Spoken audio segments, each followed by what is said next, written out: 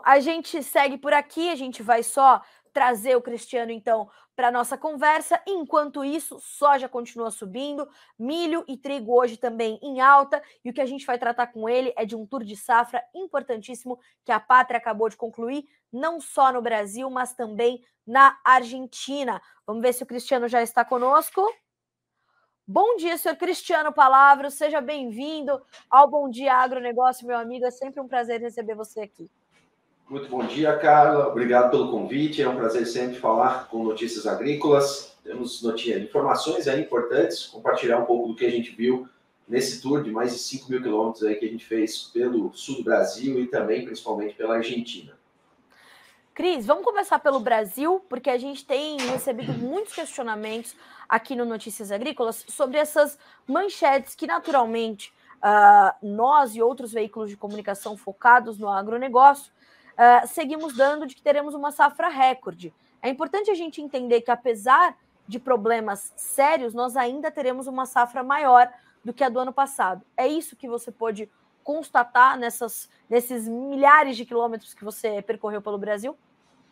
Sim, cara, sim, de fato temos total condição aqui no Brasil de obter uma safra recorde. E é importante dizer que teríamos que ter uma perda muito, muito significativa para não alcançar esse resultado, né? No ano passado nós tivemos quebras muito grandes aqui no Brasil e apesar de um forte crescimento da área plantada, não obtivemos um recorde produtivo, ficamos com uma produção abaixo de 2021. Nesse ano nós tivemos um novo aumento de área plantada, então são 2 anos de aumento agressivo de área plantada aqui no Brasil. Uma safra razoavelmente de produtividades normais nos colocaria naturalmente nesse resultado.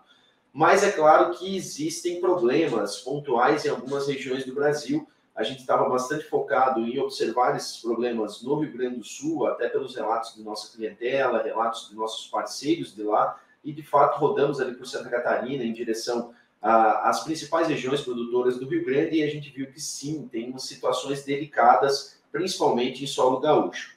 À medida que a gente rodou mais ao sul do Rio Grande do Sul, foi onde a gente constatou ali os problemas mais graves. Realmente o calor bastante intenso, a falta de chuvas, eu não diria nem falta, a irregularidade de chuvas é bastante significativa. Nós vimos áreas muito ruins ao sul do Rio Grande do Sul e que certamente terão perdas produtivas, principalmente se as chuvas não voltarem em níveis razoáveis aí para os próximos dias. Em Santa Catarina, a gente viu uma situação mais normal, assim como nas porções mais ao norte do Rio Grande do Sul. Há, sim, sinais de déficit hídrico, sinais das plantas sentindo as temperaturas extremas, mas, de fato, no norte do Rio Grande do Sul, Santa Catarina, a gente tem condições ainda de uma safra com bons resultados. O resultado do Rio Grande do Sul não será uma safra cheia de soja, mas como as principais regiões produtoras, principalmente do centro-norte do Rio Grande, têm condições, eu diria, até razoáveis, o Rio Grande do Sul vai ter uma safra muito, muito melhor do que teve no ano passado, por exemplo. Cris, a gente já tem um número para essa safra? A Pátria tem essa revisão já de estimativa ou esses números serão divulgados mais à frente? Nós estamos ainda em processo de análise de tudo que a gente juntou de material, informações lá, tanto do Brasil quanto da Argentina, mas o nosso número atual para a safra brasileira ele gira em torno de 148 a 149 milhões de toneladas. É um número um pouco mais baixo que as estimativas oficiais, porque sim, a gente vê que existem bolsões de perdas no Brasil. Eu diria especialmente em partes de Minas Gerais, partes do Paraná e partes do Rio Grande do Sul, e essas regiões acabam afetando o resultado aí. A gente não tem uma safra totalmente cheia desse ano, mas é claro que ainda assim é uma safra muito grande, né, cara? Temos regiões muito boas, como é o caso do Mato Grosso do Sul, Norte e Nordeste do Brasil vem com uma safra saudável. Goiás teve problemas durante o início do ciclo de desenvolvimento, mas depois as chuvas foram boas. E, é claro, agora também monitorando essa situação do excesso hídrico que, de fato, está sendo observado nesse período inicial de colheita.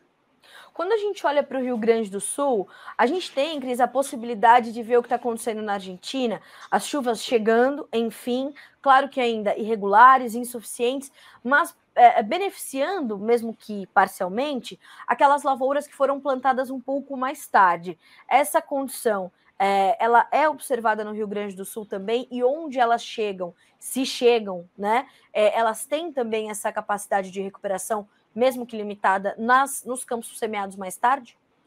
Com certeza, cara, com certeza. Um ponto importante é que a situação que a gente viu no Rio Grande do Sul, apesar de alguns locais bem drásticos, é mais tranquilo do que a gente viu na Argentina. Realmente a situação dos argentinos ela é bem mais complicada. São meses já de irregularidade, as temperaturas muito mais altas do que vimos aqui no sul do Brasil. De fato, eu não me recordo de ter encontrado temperaturas tão altas assim em minha vida. Algumas partes da Argentina a gente chegou a picos de 45 graus, realmente um calor de ficar meio atordoado. E essas áreas do Rio Grande do Sul, as áreas mais antigas, o que a gente observou nas plantas é abortamento de flores, perda do bacheiro, realmente já existe sim uma perda de potencial. Mas se as chuvas chegarem, há uma capacidade sim de recuperação, até porque a gente ainda vê áreas mais novas, né? Lembrando para quem principalmente está mais no centro, no norte do Brasil, o Rio Grande do Sul também planta mais tarde, né? Então ainda tem muitas áreas em período vegetativo, e essas áreas em vegetativo têm maiores condições de recuperação sim. Tá. Cris, seguindo para a Argentina, você falou, muito pior a situação por lá, 45 graus, e qual o retrato da Argentina nesse momento? A gente está vendo algumas instituições falando da pior seca em 60 anos, as perdas são enormes, do que a gente pode relatar daqui né, e buscar as informações de Bolsa de Rosário, Bolsa de Buenos Aires, né, as instituições de classe. Qual é o retrato que a Pátria fez da Argentina nesse momento e quais as perspectivas que você trouxe? Bacana. Cara, explicando um pouquinho como foi o nosso roteiro por lá, né? Nós entramos na Argentina pela fronteira de Uruguaiana, lá no Rio Grande do Sul, e de lá descemos ali assim, por dentro de Entre Rios, com destino às províncias mais ao sul, onde está concentrada, né, a maior parte da área plantada. Em Entre Rios e Santa Fé, que foram as duas províncias iniciais visitadas, a gente viu a situação mais drástica. Realmente, assim, quando a gente olha para o milho verão, o milho de primeira lá deles, o milho do cedo, a situação é desoladora, desoladora. Esse milho realmente está com o porte totalmente afetado, as plantas já chegando em final de ciclo e as quebras de produtividade serão gigantescas no milho de primeira planta lá em Entre Rios, em Santa Fé, situação que não é diferente quando a gente caminha para Buenos Aires, Córdoba, tudo que foi plantado cedo, eu diria aí entre setembro, outubro, mesmo soja ou milho, isso está muito, muito afetado, porque realmente pegou todo o período seco e toda essa carga de temperaturas elevadas. Então, as perdas do milho no cedo são enormes, drásticas. Milho com porte na altura da minha cintura, eu tenho 1,79 m, não sou alto, então assim, você vê o milho pequeno, você abre as espigas totalmente mal formadas, as lavouras adiantaram o ciclo ali na fase final, então realmente as perdas de produtividade são muito grandes. Depois de cruzar Entre Rios e Santa Fé, a gente desceu para a província de Córdoba, pegamos toda a parte principal ali do centro-norte, de Buenos Aires, pegamos toda ali a parte centro-norte da província de Buenos Aires, subimos por Córdoba, pegando a região centro-sul de Córdoba, que é onde está a principal área plantada, depois norte de Córdoba, e aí fomos subindo em direção, passamos novamente pela porção leste ali de Santa Fé, subimos por Santiago del Estero e até lá o extremo norte, região do Chaco, voltamos pela região de Corrientes. Então foi um tour bem, bem completo. O que a gente viu de forma geral, cara? Como eu falei, milho, tudo que foi plantado muito cedo, situação desoladora. Na soja, o que mais me chamou a atenção é confirmar realmente o grande atraso de plantio que eles tiveram. De fato, foram raras as áreas que a gente encontrou já em enchimento de grãos, em fase avançada de formação de vagens. A grande, grande maioria das áreas em final de vegetativo e início de R1, R2, ali, início de florescimento. Então, são áreas ainda novas. Então, há, sim, uma capacidade de melhora se as chuvas se normalizarem, se as temperaturas abaixarem, como é esperado até pelos mapas climáticos. Mas é claro que o estande de plantas foi afetado, grande parte, principalmente em Entre Rios e Santa Fé, das plantas já tinha a sua massa foliar já afetada, o bacheiro já estava perdendo, muitas folhas secas no chão, folhas amarelecidas. Muito raramente a gente achava áreas mais avançadas que conseguiram fechar as linhas, né, de plantio, então você já vê o aparecimento de plantas daninhas que não deveriam estar ali com a soja já fechada. Realmente as plantas estão num estado meio paralisado, elas não conseguem se desenvolver em meio a essas altas temperaturas e a falta total de chuvas. Um outro ponto importante é que muitas áreas ainda precisam ser plantadas. Quando a gente olha as estimativas oficiais, falta aí 5, 6% para a soja, falta ainda áreas a serem plantadas de milho, e de fato isso é nítido quando você passa por lá, muitas áreas preparadas e que ainda não foram semeadas. Então a safra da Argentina é uma safra mais tardia. Foi uma situação assim, a gente não viu lavoura boa, cara. Não vimos lavoura boa. Nenhuma lavoura assim que você olha de encher os olhos. Falar, não, essa tá mais ou menos. A gente viu lavouras novas e que estão em condições razoáveis, principalmente na província de Córdoba.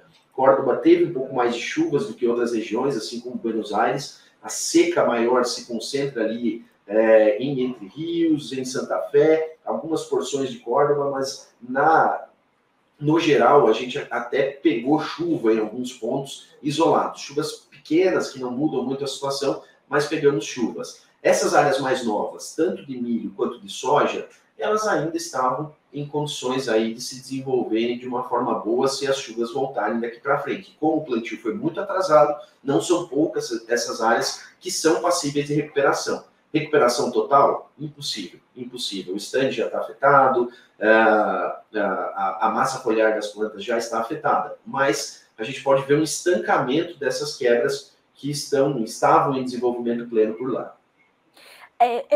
Eu ouço você falar, Cris, assim, parece que eu vou desenhando na minha mente o que você tá me dizendo, porque o ano passado já era ruim e não era tão ruim, né, como a gente tá ouvindo o teu relato agora.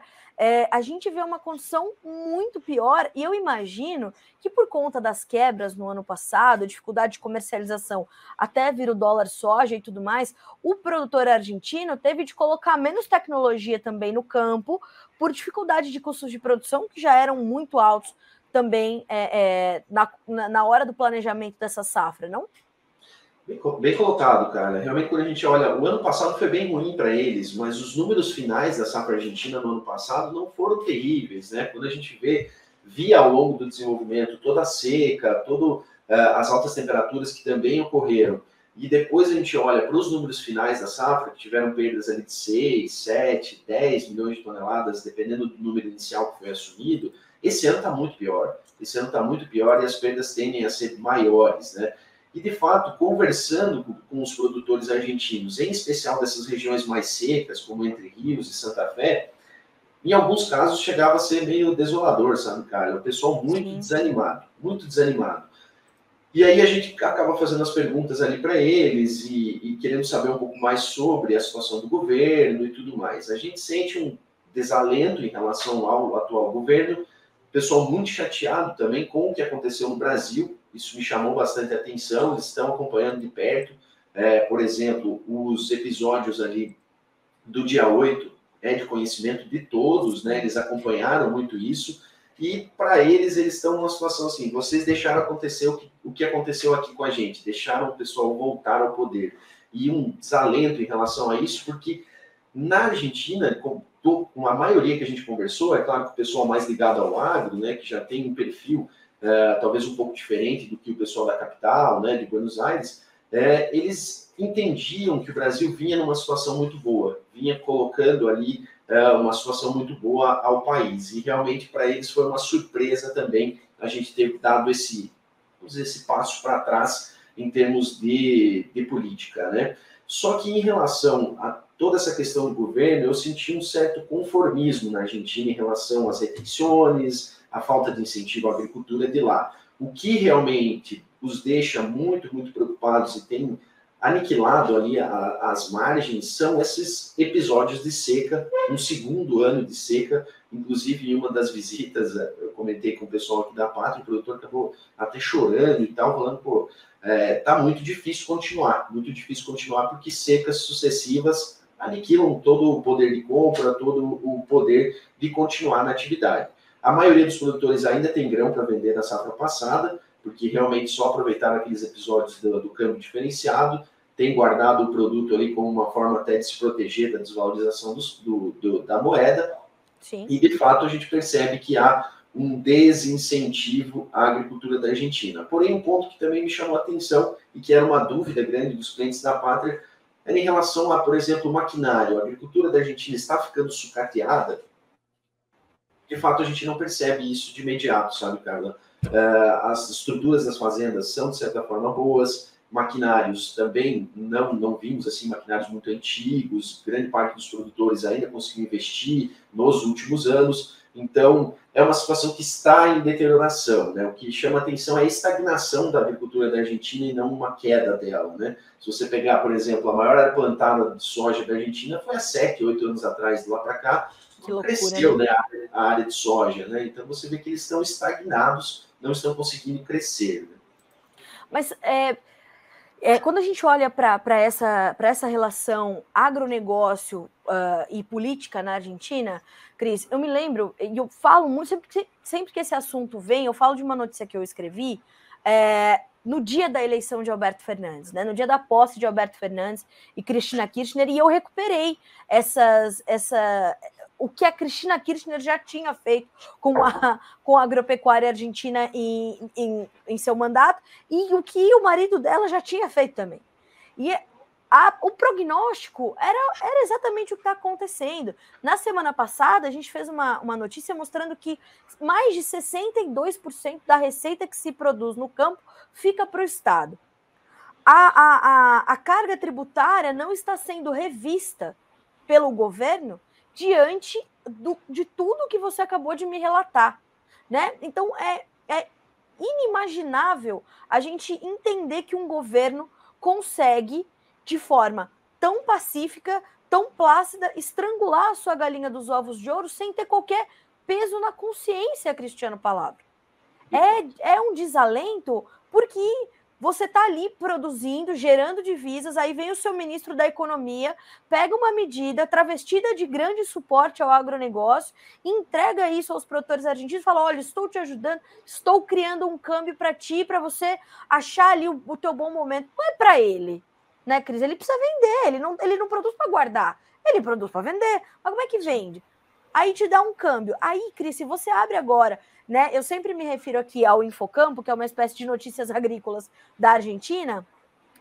Olha só o primeiro bloco, Cris. A fruticultura pede a Sérgio Massa o seu próprio dólar, né?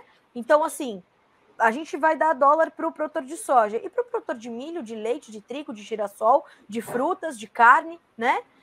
Na sequência, talvez a resposta para essa pergunta que vocês tiveram, né, dos clientes de vocês. Como é que está o maquinário? As agroexportações da Argentina caíram, apesar de caírem em volume, geraram mais divisas em 2022. Então, algum alento tem o produtor argentino. A demanda por carne bovina, que é tradicional do argentino, completamente comprometida, porque os custos de produção estão elevadíssimos, aí você tem problemas para exportar, você tem as cotas impostas pelo governo, você vai afundando e o teu povo não tá, porque o dinheiro não está indo para o bolso dos argentinos, né, Cris? Sim, sim. O que a gente vê é um desalento em termos de incentivo, não há qualquer incentivo, claro. Carla, e como você comentou, por mais que aqui no Brasil o poder público também não seja tão efetivo, tão eficiente, a gente viu que em momentos de grandes quebras, de grandes desestruturamentos na nossa agricultura nacional, houve sim um esforço do Estado em ajudar o produtor a equalizar ali as perdas e conseguir parcelar, dividir, securitizar suas dívidas. E não é uma situação que a gente está vendo na Argentina. O produtor está perdendo muito em função do clima e não há uma medida que venha em socorro desses produtores. É como você falou, a criação do soy dólar não foi para ajudar o produtor, foi porque a Argentina precisava desses dólares girando dentro do país devido à sua situação caótica na economia. Quando a gente olha até, pensando em todo esse quadro, até saindo um pouco do agro, né, Carla, mas olhando o quadro assim, das pessoas, né, como a gente rodou muito por lá, em grandes cidades, em alguns momentos, em pequenas cidades, a gente vê um cenário um pouco diferente do que a gente imagina, porque a Argentina sempre foi um país que poderia ser considerado um país até rico em termos de PIB per capita, em relação ao IDH, no final dos anos 90, início dos anos 2000. Eles vêm perdendo isso ao longo do tempo. Mas a gente vê que a pobreza mais extrema na Argentina, especialmente nas capitais que a gente passou, nas capitais de província, ela ainda é muito menor do que a gente encontra em capitais aqui no Brasil, né? Então a gente tem um processo que está em deterioração na Argentina, mas eles ainda têm a possibilidade de sair dessa situação. Eles precisam mudar a mentalidade, realmente as conversas assim com o pessoal mais do agro é que a gente precisa, o nosso continente precisa se unir para realmente extirpar esses políticos que vêm nos colocando nessa situação. E isso vale para o Brasil, isso vale para a Argentina, isso vale para vários outros, né? Até eu estava acompanhando aqui suas informações antes da gente entrar, então você vê que tem alguns bolsões ali de consciência, né? Como foi o caso do Uruguai. Eu achei brilhante as falas do presidente do Uruguai ontem, né? Brilhante. Falando em direitos humanos, falando em respeito à democracia, enquanto do lado na mesa tem outros países ali que não têm menor respeito por qualquer coisa nesse sentido. Então, de fato, voltando ao caso argentino, a situação é muito preocupante pelo lado econômico, pelo lado do governo, e essa situação de secas consecutivas estão realmente prejudicando demais os produtores de lá. A gente vê que anos de laninha, a gente já teve esses episódios no passado, mas esses laninhas contínuos, eles são muito graves e sempre estão configurando perdas muito agressivas por lá. Eu acho que o grande ponto agora, voltando a falar especificamente da safra argentina, é acompanhar se essas chuvas, se essas frentes frias que estão projetadas vão efetivamente chegar e se as perdas podem ficar maiores do que já estão. Eu acho muito difícil os argentinos conseguirem colher mais de 40 milhões de toneladas de soja esse ano, por exemplo, mesmo com o retorno das chuvas. A grande questão é quantificar se esse número pode ser muito menor do que já é hoje. Olha, Cris, para a gente finalizar, né, porque eu tenho certeza que se deixar a gente pode ir até meio-dia falando dessas relações políticas e do agronegócio no Mercosul. Estou errada? Se eu deixar, né, Cris, a gente vai. Com certeza. Pois é, e eu concordo contigo, viu, meu amigo? As falas de Lacalle-Pou foram brilhantes e mostram que, quando ele diz, né, Cris, não é preciso ser de esquerda para defender a democracia, amigos, ali a gente já entende bem o recado que ele quer passar. Mas, Cris, queria entender de ti, como é que, para a gente finalizar, como é que essas informações continuam chegando ao mercado? Essa semana a gente já viu o mercado recuar porque choveu, voltou a subir porque choveu pouco demais, de forma insuficiente. O clima na América do Sul ainda é o vetor central do mercado de soja nesse momento? Sem dúvida, sem dúvida. E aí a gente tem que separar alguns pontos e principalmente separar a diferença do ano passado, onde a gente viu preços recordes, né, quebras muito agressivas, do que está acontecendo nesse ano. O Brasil produz 3 vezes mais do que a Argentina. E o ano passado a grande quebra foi no Brasil. A Argentina é importante em termos de produção? Sem dúvida. O terceiro maior produtor de soja, um grande produtor de milho, mas de fato o problema hoje está muito mais concentrado neles. Então, os produtores que estamos assistindo não podem também depositar todas as suas fichas nessa quebra de oferta, porque realmente o mercado já precificou parte disso e daqui para frente ele vai olhar fatores novos. E a recuperação dessas áreas da Argentina pode ser um fator novo de pressão negativa aos preços. De fato, estamos concluindo toda a nossa análise em relação à altura, né, que a gente fez, mas de fato, nesse momento, a gente vê que as perdas que já estão sendo publicadas, até pelas entidades oficiais, elas se aproximam, sim, do que a gente acredita como realidade. E, de fato, essa mudança no perfil climático daqui para frente pode, sim, estancar boa parte dessas perdas que já estão instaladas em solo argentino, porque é uma safra muito tardia. Os produtores de soja que estão nos acompanhando sabem que a planta de soja, principalmente, ela tem uma alta capacidade de recuperação, muitas vezes, mesmo a perda distante de plantas, ela pode ser compensada também pelo engalhamento, pelas características da planta de soja, diferente do que a gente observa no milho. Antes, só não queria deixar de comentar esse ponto, Carla, é que a gente falou da safra do Rio Grande do Sul e acabamos focando muito na soja. No caso do milho, a gente viu uma situação diferente, tá, Carla? Porque, da mesma forma, o que foi plantado muito cedo foi muito afetado. E o milho do Rio Grande do Sul, assim como Santa Catarina, ele é plantado desde o final de agosto, ali no início de setembro. Então, as áreas de milho, as quebras são bem mais nítidas. Realmente não temos uma safra cheia de verão no sul do Brasil, em termos de milho, uma situação diferente do que a gente viu na soja, onde grande parte está no vegetativo, o centro-norte do Rio Grande do Sul está bem, razoavelmente bem, Santa Catarina está bem. No milho, não, a gente viu quebras bem agressivas, inclusive em algumas áreas de colheita que a gente passou, conversou com produtores, clientes nossos, a colheita está sendo muito abaixo do esperado. Estou falando aí de expectativa de 180, 190 sacas, e o pessoal colhendo 75, 80, 90. Então, o milho é um ponto de atenção diferente do que a gente viu na soja, até pelo período de plantio e pela capacidade de recuperação do milho, que não é como a da soja. Ô, Cris, a gente tem uma pergunta aqui interessante da Juliana Magalhães, no YouTube, que ela diz o seguinte, ó, aqui nas cidades do sul de Minas, que tem colheita de soja, também vão atrasar a colheita, pelo fato, chuva de granizo ter atingido as lavouras, quebrando o ciclo da soja, assim como áreas que tiveram que ser replantadas, e também o grande volume de chuvas tem deixado o solo muito úmido, que atrasa também a dessecação para a colheita. Resumindo, no caso do sudeste de Minas Gerais, a colheita de soja e milho vai atrasar, até porque está sendo necessário grande trabalho para o controle de doenças devido à alta umidade. O que quero dizer é, em determinado momento, a gente vai ter uma recomposição da oferta de grãos. Isso vai e pode derrubar o preço?